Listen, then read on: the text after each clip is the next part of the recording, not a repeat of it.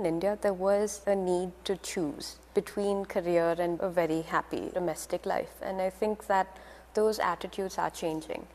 And it's changing in society, it's changing in a lot of ways. And people are finding that it's possible now to straddle both. And that work-life balance really is balance. It's not about the trade-offs. Previously, the idea was so alien, but now it's definitely more accepted. It's more prevalent in societies. And the more that you see the media talking about these success stories, the more it shifts attitudes in a positive way.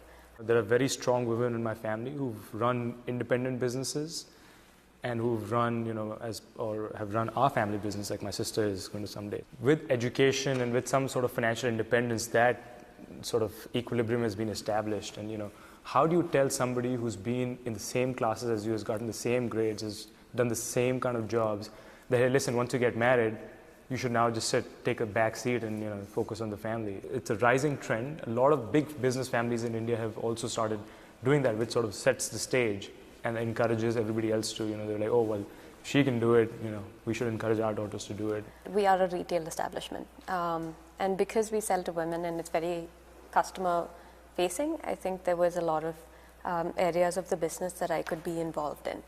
But there were aspects of it which my father and my grandfather had alerted me to and said, look, there's certain areas in India where you just can't go in for merchandising because it's not safe. My father's always been very encouraging, but I think he had a valid concern with aspects of the business where he thought that women would just have a tougher time.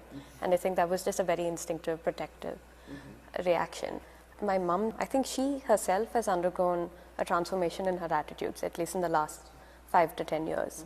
When I first started seriously considering joining the business, I think her instinctive reaction was, don't get into this, you're going to rock the boat, there's a lot of politics. Wouldn't it be nicer if you just did something on your own and you were more independent? And I think her more immediate concern was, you're getting old and why don't you get married? My father would view it through a lens of, this is great, I'm happy for you, and I'm glad that you're forging your own path. And my mother would always look at it in terms of, I see what you're doing, but you're going to turn around when you're 35 and you're going to ask me to find a suitable boy, and we're going to struggle. So she had her reservations, and I said, look, what's the worst that could happen? I'd maybe spend a year or so working with the business, and then we'd come to a realization that this is not what I want, and then both senior management and my father and everybody involved would realize that the organization as it is right now is not set up to have a woman running it.